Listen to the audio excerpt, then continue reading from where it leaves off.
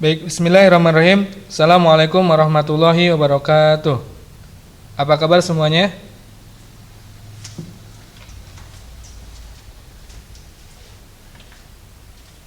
Mudah-mudahan kalian dalam keadaan baik, sehat, dan dalam lindungan Allah Subhanahu wa Ta'ala.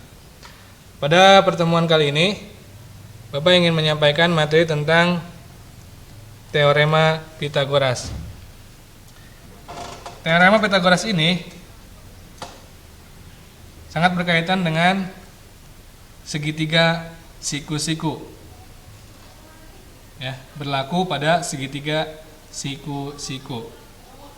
Sebelum menyampaikan tentang rumus teorema Pythagoras, Bapak ingin mengajak kalian untuk melakukan pembuktian teorema Pythagoras. Yang pertama, kalian harus memahami sebuah persegi. Untuk mencari luas persegi, itu kita bisa menggunakan rumus sisi kali sisi.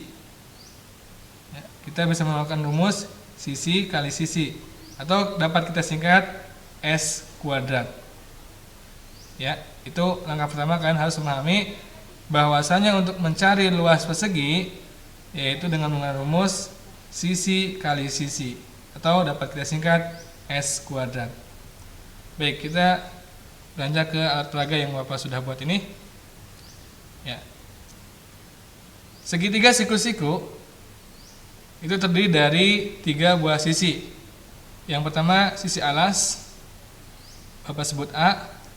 Sisi tegak, Bapak sebut B. Dan sisi miring, Bapak sebut C. Kemudian Bapak akan buat 4 buah segitiga siku-siku, dan keempat sisi miringnya itu saling berhadapan dan membentuk sebuah persegi.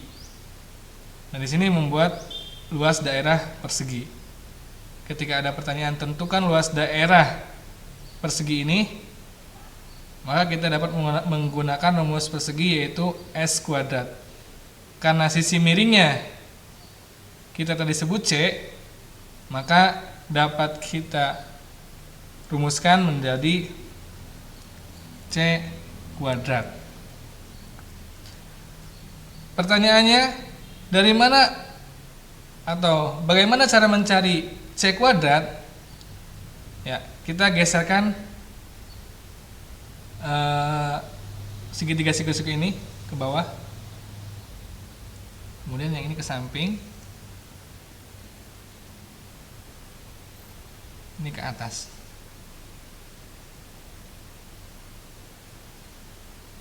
Ya. Dari luas persegi C kuadrat tadi menghasilkan 2 buah persegi. Persegi pertama dan persegi yang kedua. Maka C kuadrat yang tadi itu sama dengan persegi yang pertama ini. Persegi ini sisinya adalah A, otomatis luasnya adalah A kuadrat. A kuadrat. Kemudian ditambahkan dengan dengan persegi yang ini. Dengan luas persegi yang ini.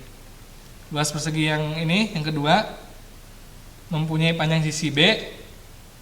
Otomatis untuk mencari luasnya adalah B kuadrat. Nah, akhirnya kita dapat menemukan rumus teorema Pythagoras. C kuadrat sama dengan A kuadrat ditambah B kuadrat. Oke. Kalau pertanyaannya, Pak, bagaimana cara mencari panjang sisi A?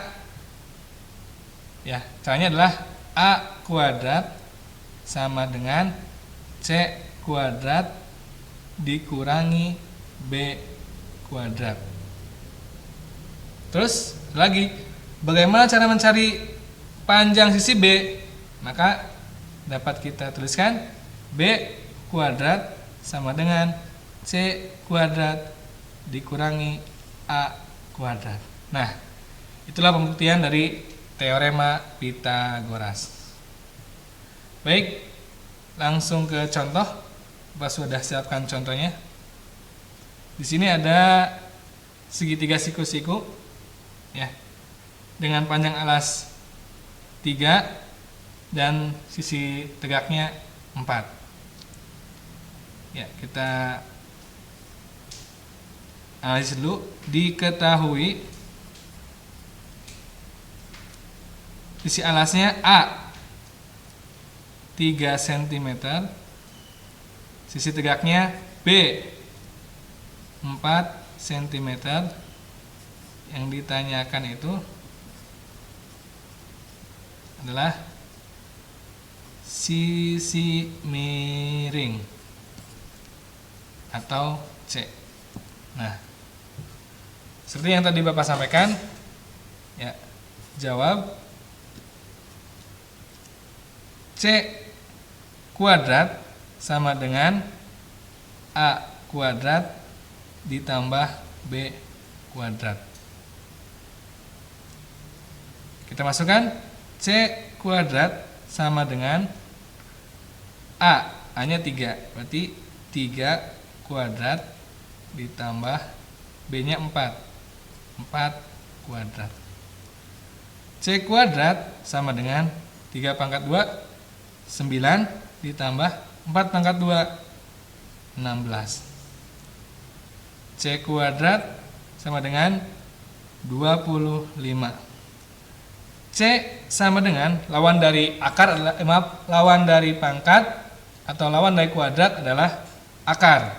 Jadi C sama dengan akar dari 25. C sama dengan akar dari 25 adalah 5. Oke.